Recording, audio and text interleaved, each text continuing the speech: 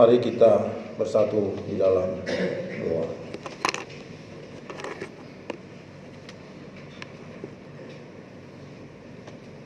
Merupakan sukacita yang tak terhingga bila kesempatan ini dianugerahkan oleh Tuhan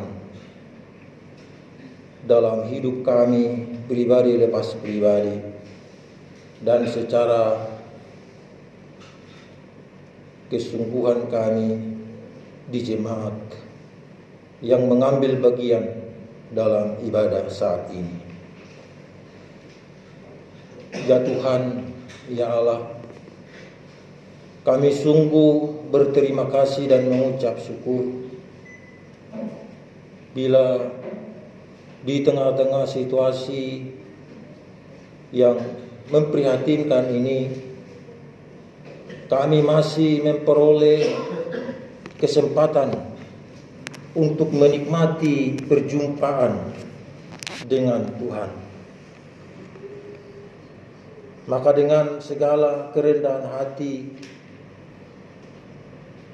jamah dan terimalah kami seluruhnya. Bahkan bagi saudara-saudara kami yang di rumah sedang mengikuti ibadah ini secara live streaming.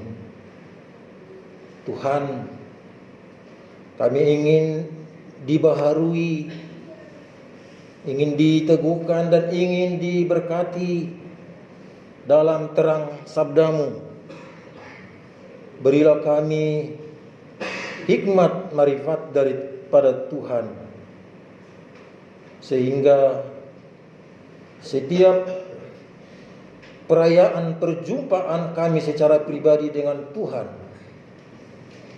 menyukacitakan hidup kami dan menerima berkat yang hebat dan luar biasa dari Tuhan.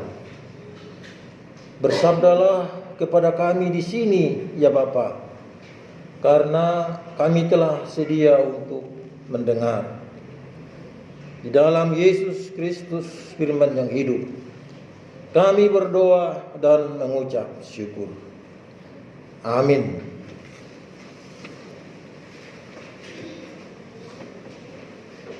Pembacaan firman Tuhan yang akan memberkati kita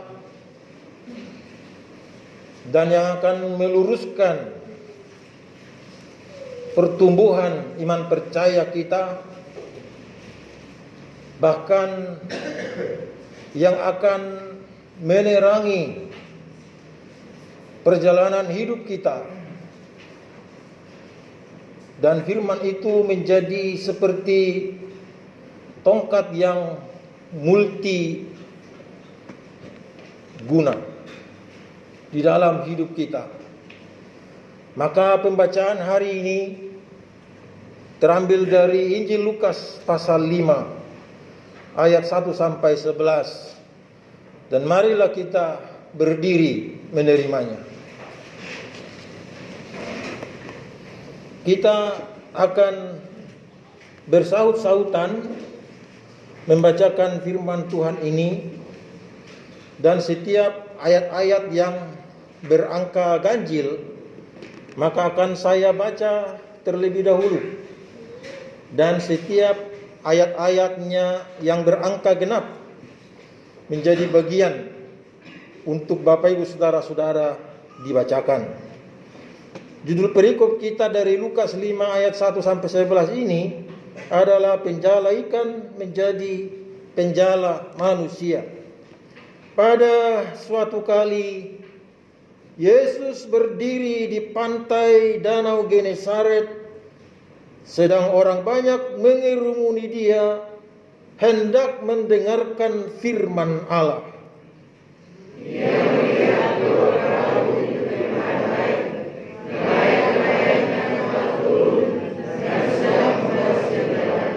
Ia naik ke dalam salah satu perahu itu, yaitu perahu Simon, dan menyuruh dia supaya menolakkan perahunya sedikit jauh dari pantai. Lalu ia duduk dan mengajar orang banyak dari atas perahu.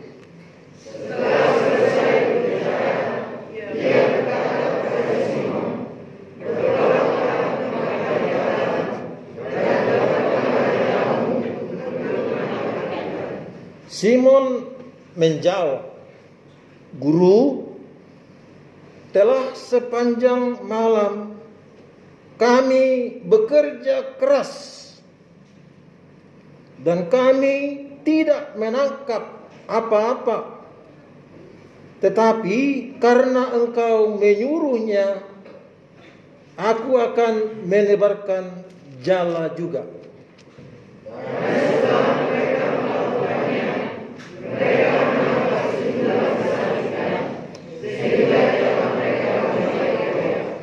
Lalu mereka memberi isyarat kepada teman-temannya di perahu yang lain supaya mereka datang membantunya. Dan mereka itu datang. Lalu mereka bersama-sama mengisi kedua perahu itu dengan ikan hingga hampir tenggelam.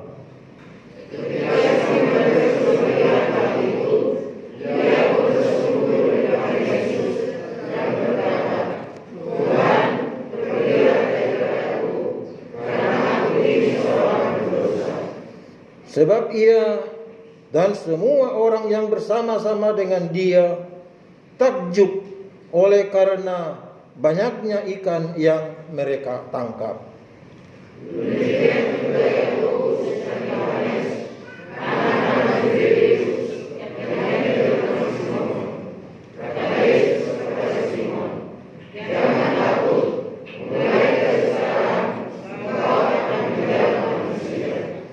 Dan sesudah mereka menghela perahu-perahunya ke darat, mereka pun meninggalkan segala sesuatu lalu mengikut Yesus.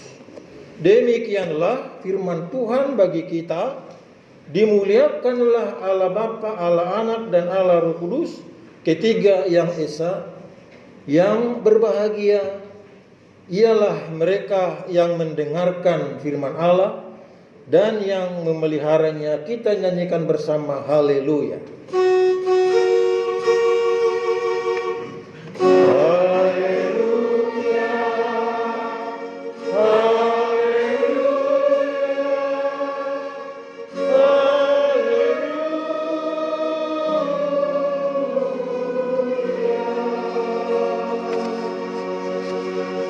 Bapak Ibu, saudara-saudara, dipersilakan duduk kembali.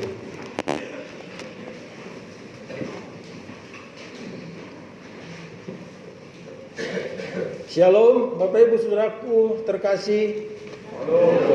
Coba kita lihat di layar monitor, ada bahasa yang bukan bahasa Batak, bukan juga bahasa Indonesia, dan juga bukan bahasa Jawa atau bahasa suku lainnya yang menjadi tema khotbah kita hari ini. Sebelum kita membaca bersama-sama, saya dulu yang membacakannya seperti dialek Indonesia.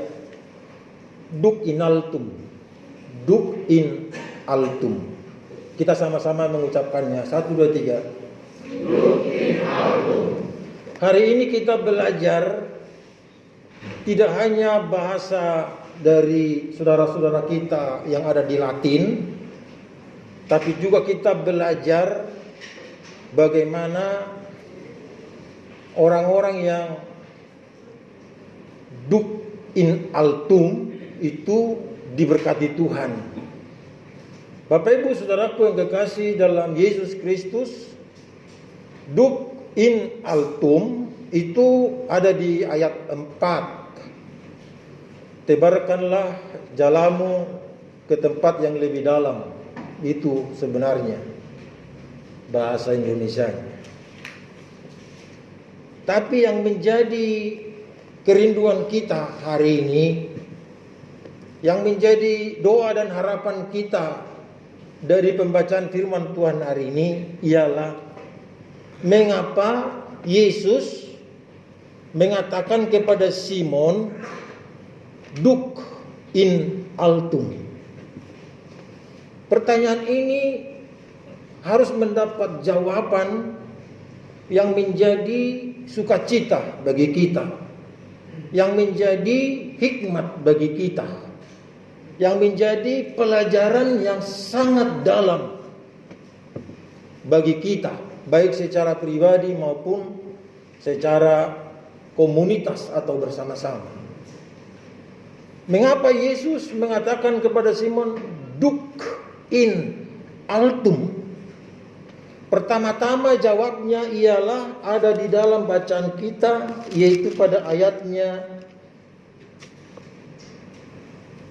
yang pertama dan yang kedua.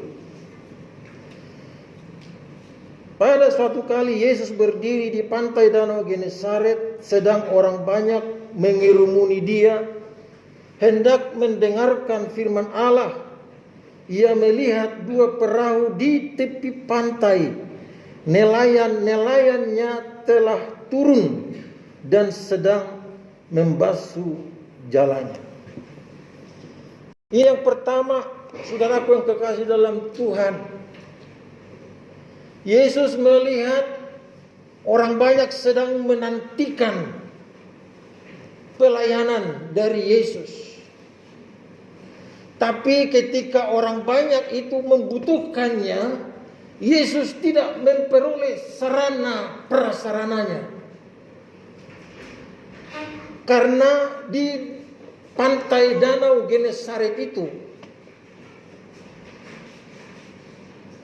air kan menjadi lebih rendah, sementara orang ada di pantai di posisi yang lebih tinggi. Yesus tidak ingin mengecewakan orang banyak yang mencari dia, namun tidak ada sarana prasarana yang mendukung bagaimana Yesus mau melayani mereka, mau memuaskan mereka, mau meneguhkan mereka, mau memberkati mereka. Yesus melihat ada perahu yang telah selesai digunakan oleh pemiliknya.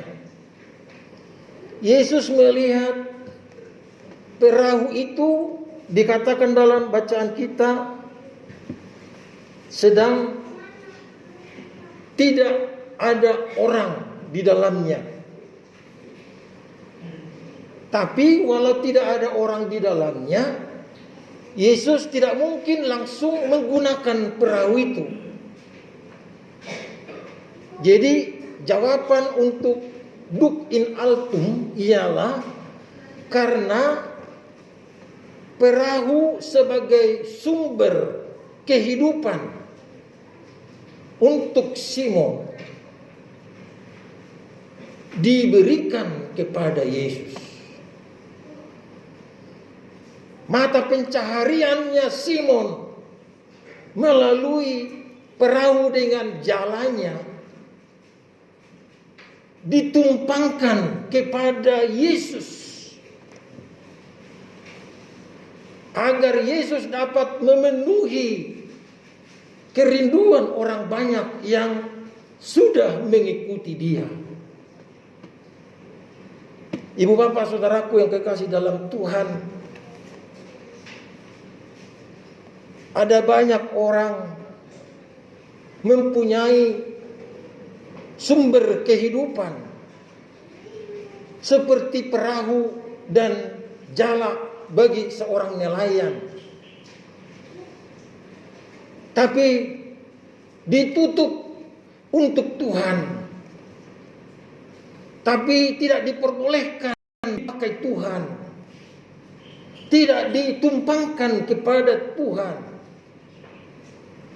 Dan inilah yang mau dikatakan oleh nats kita hari ini, bahwa ada seorang nelayan yang memiliki perahu dan jala. Perahu itu diberikan kepada Yesus sehingga menjadi mimbar seperti ini. Perahu itu yang tadinya mengarungi air di danau, tetapi karena diberikan oleh Simon menjadi mimbar pemberitaan firman Allah bagi orang banyak. Ini jawaban yang pertama. Dan ini juga menjadi perenungan bagi kita. Bila kita sudah mempunyai profesi, sudah mempunyai pekerjaan, jangan tutup pintunya kepada Tuhan. Jangan abaikan ketika Tuhan memintanya untuk dipakai mendukung misi gereja, pelayanan gereja. Bapak Ibu, saudaraku yang kekasih dalam Tuhan, kita belajar dengan Simon. Simon itu dikatakan lagi pada ayat-ayat selanjutnya bahwa ayat 5 dikatakan begini, Guru, telah sepanjang malam kami bekerja keras dan tidak menangkap apa-apa. Sewaktu perahu dan jalanya itu dibersihkan, sudah ada pengalaman hidup yang pahit dialami oleh Simon. Tapi itu tidak menjadi dalih baginya untuk menolak Yesus menggunakan perahunya. Ini juga sesuatu yang sering kita alami di dalam kehidupan kita. Ketika kita mengalami berbagai trouble di dalam kehidupan ini, permasalahan dan problema di dalam kehidupan ini, itu yang membuat kita menjadi jauh kepada Tuhan, mengambil jarak kepada Tuhan, bahkan buat dalih kepada Tuhan. Kita belajar hari ini, Simon bekerja keras sepanjang malam. Sepanjang malam itu ngerti ya Bapak Ibu ya. Sepanjang malam itu sejak terbenamnya matahari dan fajar menyingsing. Mereka bekerja keras, tapi hasilnya kosong. Dia tidak membuat respon yang negatif kepada Tuhan. Biasanya orang yang bekerja keras secara umum menghasilkan sukacita yang luar biasa. Di mana-mana orang yang bekerja keras pasti dapat menikmati keringatnya. Tapi ini menjadi contoh bagi kita. Simon bekerja keras dengan timnya, tapi tidak menolak perintah Yesus. Bapak Ibu, semua kita ingin diberkati oleh Tuhan. Tidak ada yang tidak mau menerima berkat Tuhan. Tapi kita mau belajar hari ini, ternyata berkat Tuhan itu berlaku kepada mereka yang menuruti perintah Tuhan. Apapun problemnya, masalah kehidupannya, sebesar apapun itu tingkat kesulitannya, tapi ketika ada penurutan terhadap perintah Tuhan, maka terjadilah yang namanya mujizat, tanda-tanda ajaib di dalam hidupnya. Maka hari ini Bapak Ibu Saudaraku yang kekasih di dalam Yesus Kristus, situasi kita saat ini, virus corona COVID-19 dalam varian Omikron begitu memprihatinkan.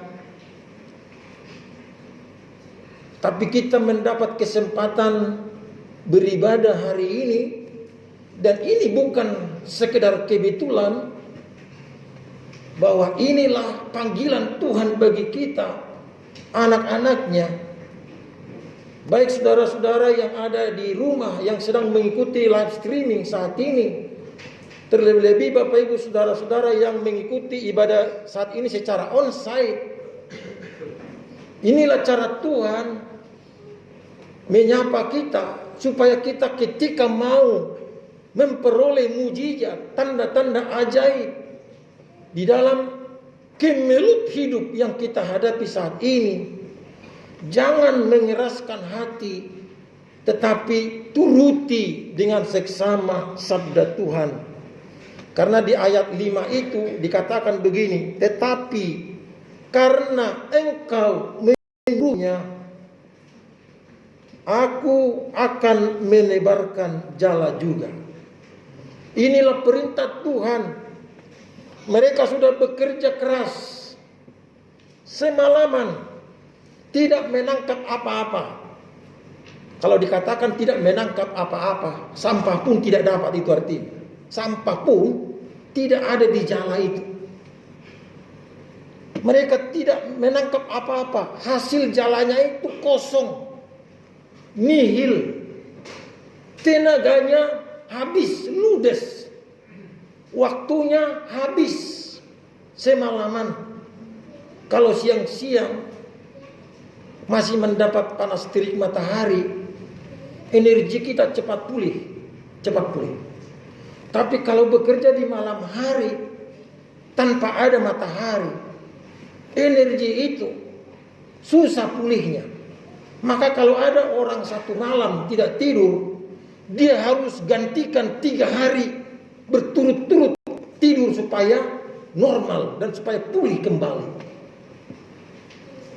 Itu pun tidak menjadi dalih, tidak menjadi alasan untuk menolak firman Tuhan atau perintah Tuhan kepadanya. Bagaimana dengan kita, Bapak Ibu? Bukankah kita ini manusia yang cukup lebay? Dikit-dikit aja sudah jauh ke Tuhan. Dikit-dikit aja tidak mau beribadah kepada Tuhan. Gak usah jauh-jauh. Misalnya shotgun itu, alat pengukur suhu itu, mengatakan tadi, petugas mengatakan tadi, Bapak kok 38? Pasti niatnya sudah tidak mau ke gereja. Saudara aku yang kekasih dalam Tuhan, kalau sampai 40 pun tensinya, doa di pintu itu, Tuhan, saya tidak mau tensi ini membuat saya gagal beribadah, gagal berjumpa dengan Tuhan. Saya tidak mau tensi ini membuat jarak kepada Tuhan. Saya ingin diberkati oleh Tuhan. Mesti begitu cara orang yang percaya, cara orang yang beriman kepada Tuhan. Bapak Ibu saudaraku yang kekasih dalam Tuhan, Simon itu bekerja keras. Biasanya kalau orang bekerja keras kan loyo. Iya, gimana ya? Pasti gitu gayanya. Kira-kira gitu. Tapi tidak kelihatan di ayat ini. Di ayat ini dikatakan, tetapi karena engkau menyuruhnya, aku akan menebarkan jala juga. Perhatikan sikap Simon Petrus ini Bapak Ibu, dan kita implementasikan ke dalam kehidupan kita sehari-hari. Hanya orang salah ngomong dikit, sudah tidak mau ke gereja. Ini orang Kristen apa begini?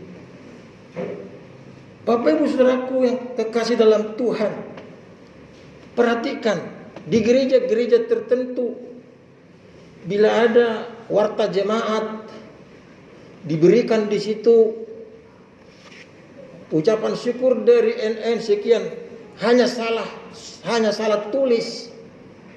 Kan bisa saja angka 8 itu bisa jadi angka 3 kan? Bisa. Jadi dikasih itu 8 juta begitu. Tapi karena penulisan itu kan bertinta, datang lalat. Kan lalat kan kakinya kan begini-begini. Iya kan? Jadi angka 3 itu tercoret karena lalat yang nendang-nendang itu. Setelah sampai di fotokopi, kan hilang angkanya, jadi kelihatan angka 3, bukan lagi angka 8. Aturannya 8 juta, jadi 3 juta. Kok marah-marah? Marahnya ke lalat dong, jangan ke majelis. Itu contohnya, contoh kecil saja. Tapi gara-gara itu tidak mau lagi memberikan persembahan kepada Tuhan. Ini orang Kristen kacang apa begini? Ibu bapak saudaraku yang kekasih dalam Tuhan, mari kita belajar hari ini dari Petrus. Semalaman dia kerja keras tidak menghasilkan apa-apa, tapi perintah Tuhan Yesus yang menyuruh dia untuk menebarkan jala, tetap dia lakukan dengan seksama, tetap dilakukan dengan sepenuh hati, dan tidak ada penundaan apalagi pembatalan. Ibu bapak saudaraku yang kekasih dalam Tuhan, semua kita ingin diberkati oleh Tuhan, tetapi kita lupa caranya, lupa syaratnya.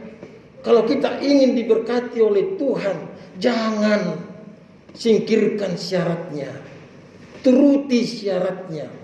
Syaratnya enggak susah, enggak sulit, hanya mengikuti perintahnya. Baik Bapak Ibu, kembali kita ke tema. Mengapa Yesus menggunakan bahasa Latin? Duc in altum, tebarkan jalamu ke tempat yang lebih dalam. Saudaraku yang kekasih dalam Yesus Kristus,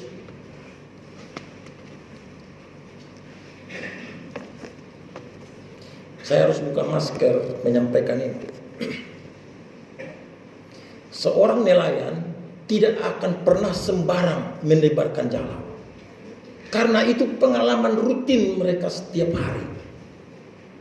Dan perintah yang diterima oleh Simon itu adalah perintah yang bertentangan dengan pengalaman, bertentangan dengan profesi.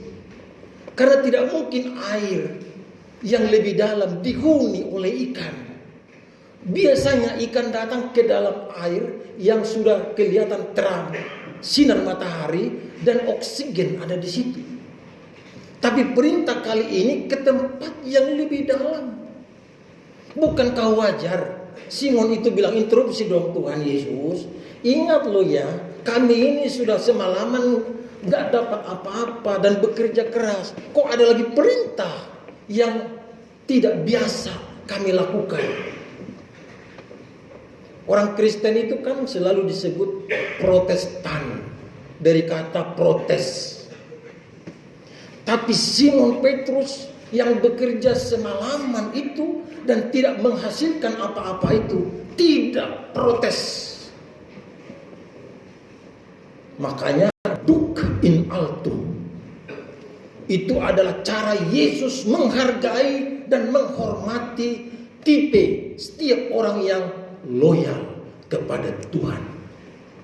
Duc in altum itu adalah cara Yesus menggenapkan sukacita orang-orang yang telah bekerja keras, orang-orang yang tidak memperoleh apa-apa, namun masih setia dan taat kepada perintah Yesus. Ini pilihan bagi kita hari ini. Betul, sekarang pemerintah menegaskan kembali work from home, bekerja dari rumah. Karena semua udara ini telah penuh dengan virus. Virus yang membuat kita sakit, membuat kita tidak berdaya, membuat kita bisa mati. Makanya kita disuruh pakai masker, disuruh cuci tangan, disuruh menjauhi kerumunan. Supaya apa? Supaya sehat menurut ilmu kesehatan. Itu benar dan tidak ada masalah. Tapi kita butuh loyalitas kepada Yesus, sehingga di dalam tekanan kehidupan yang begitu luar biasa masih ada mujizat, masih ada tanda-tanda ajaib yang membahagiakan hidup kita. Amin. Bapak Ibu saudaraku yang kekasih dalam Yesus Kristus, ketika Simon mengatakan di ayat 5 bagian akhir itu. Aku akan menebarkan juga. Apa yang terjadi? Yang terjadi ialah duk in altum itu.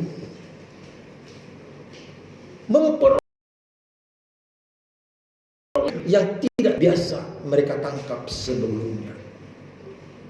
Karena kenapa dikatakan tidak biasa? Karena ikan-ikan itu mau merobek jala. Saudaraku yang kekasih dalam Tuhan, firman Tuhan ini sungguh luar biasa hebatnya bagi kita. Setiap kita menuruti perintah Tuhan, maka tanda-tanda ajaib, mujizat tidak akan pernah bocor, tidak akan pernah robek, tidak akan pernah diambil alih oleh pihak manapun. Karena berkat itu, mujizat itu diperuntukkan oleh Tuhan hanya bagi mereka yang menuruti perintahnya. Amin. Ini mesti dasar yang utama dalam hidup kita. Kalau Tuhan sudah memberikan mujizat, itu karena ada sesuatu yang dilihat oleh Yesus di dalam hidup kita, dan kita sangat membutuhkannya. Kita sangat merindukan perbuatan Tuhan di dalam hidup kita. Bapak Ibu Saudaraku yang kekasih dalam Tuhan, tidak sedikit orang mencari jalan pintas bagaimana agar segera mendapat mujizat. Kita tidak perlu mencari jalan pintas. Dari mimbar ini saya memberitakan kepada kita, bila kita ingin memperoleh mujizat dari Tuhan, apapun problema di dalam hidup masing-masing kita, dan sesulit apapun problema itu mengganggu seluruh konsentrasi dan keberadaan hidup kita. Tapi saat Tuhan berfirman, tebarkan jalamu ke tempat yang lebih dalam, jangan tunda-tunda lagi. Sebab pada saat Yesus memberi perintah, di saat perintah itu dilakukan, di situ telah terjadi mujizat dari Tuhan. Amin. Bukankah kita dalam hidup ini orang-orang yang kompleks dengan permasalahan? Bukankah kita di dalam hidup ini pribadi-pribadi yang silih berganti bertemu dengan problema kehidupan? Bukankah kita orang-orang yang sudah jatuh bangun bahkan lelah, capek karena banyaknya problema kehidupan? Tapi ingat Bapak Ibu Saudara yang kekasih dalam Tuhan, kita mesti bedakan suara siapa yang memberi perintah kepada kita. Kalau itu suaranya Tuhan memberi perintah kepada kita, wake up, bangun segera dan tindak lanjuti. Karena pada saat kita melakukan perintah itu, di situ kita sudah menerima mujizatnya, tanda-tanda keajaibannya. Ibu bapak saudaraku yang kekasih dalam Tuhan, apakah sudah selesai? Tidak. Karena tadi ada dua perahu. Simon itu adalah orang yang menjadi berkarakter, suka bersosial dan berbagi. Dia tidak keenakan sendiri. Dia tahu teman-temannya yang bekerja sampai malam, menghabiskan tenaga.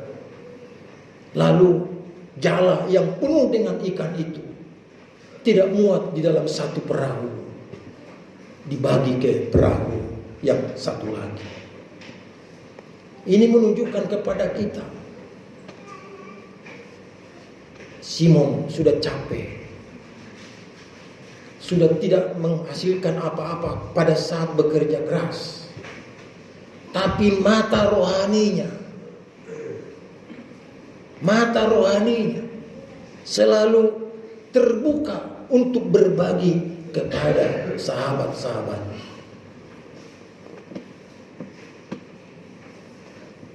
Hidup ini jangan terlalu individualis dan jangan terlalu egois.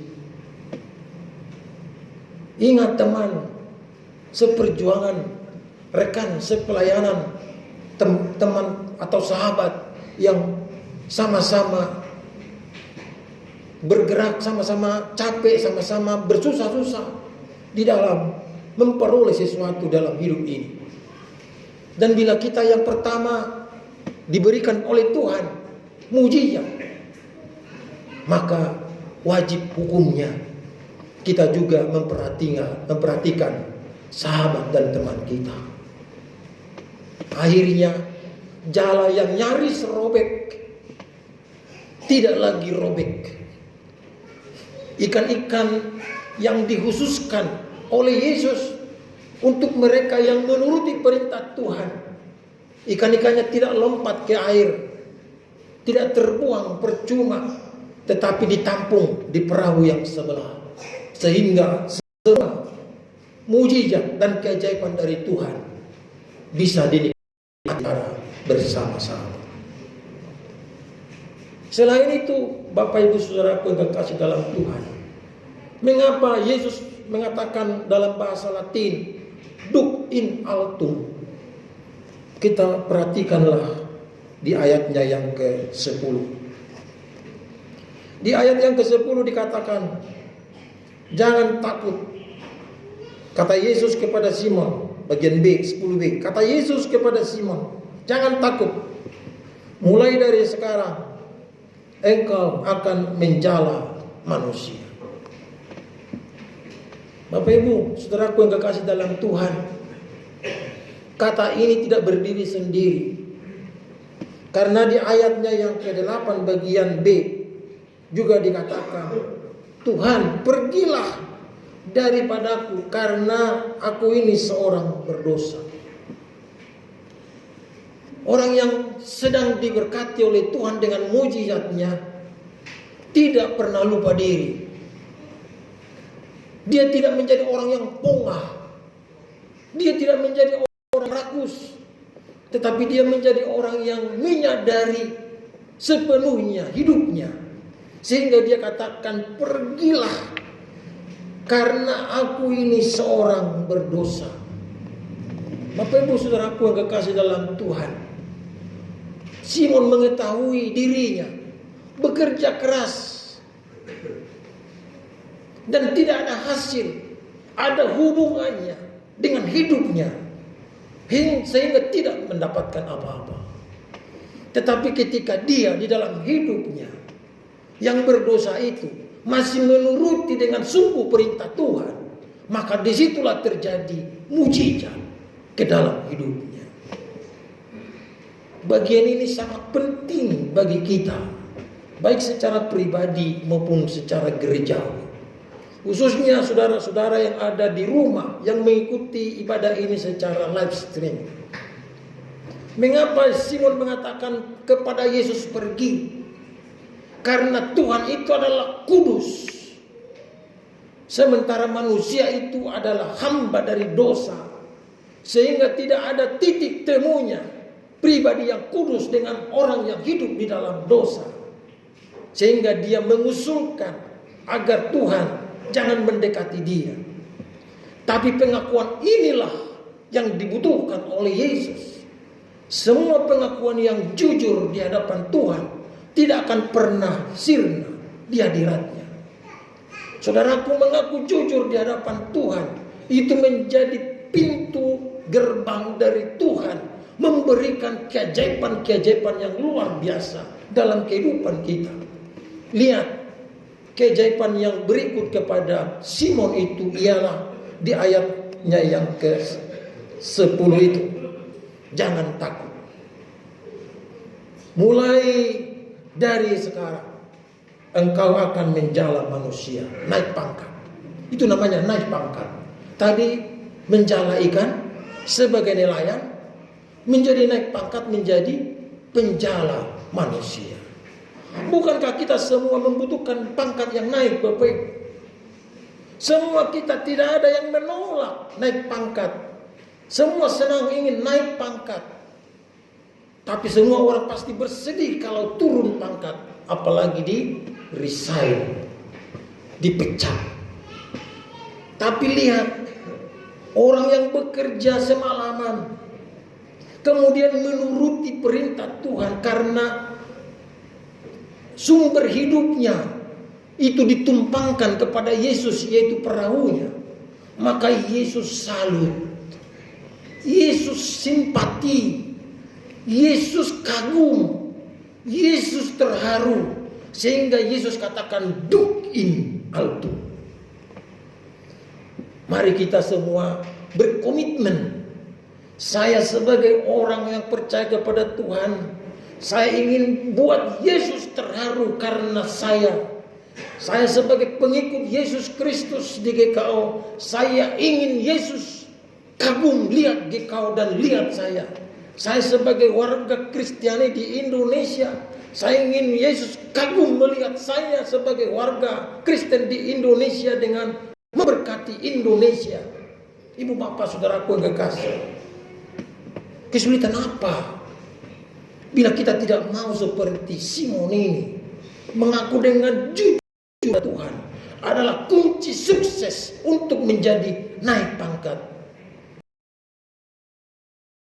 menjadi office boy atau office girl di perusahaan-perusahaan. Padahal kita memiliki tingkat akademis yang stratanya luar biasa. Gak mungkin sarjana-sarjana menjadi tukang ojol. Tapi kita ingin naik pangkat. Demikian juga semua pegawai-pegawai sipil, pegawai-pegawai negeri di pemerintahan. Kita ingin naik pangkat. Saudaraku, dari firman Tuhan hari ini kita belajar semua sistem naik pangkat boleh ditentukan oleh yang memberikan rekomendasi. Tapi ingat, rekomendasi utama selalu datang daripada Yesus.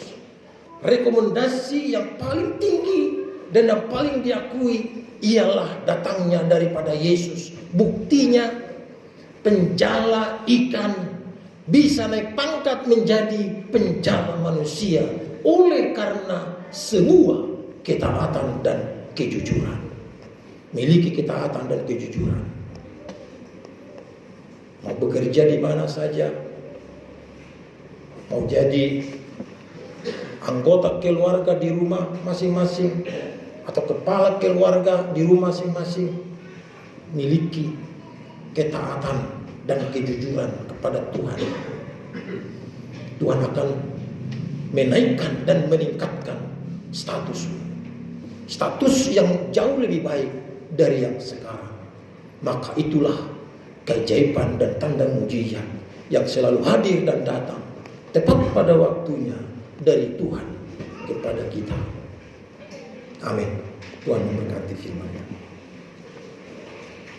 Kita bernyanyi dari Kidung Kisah 433 bait pertama dan kedua.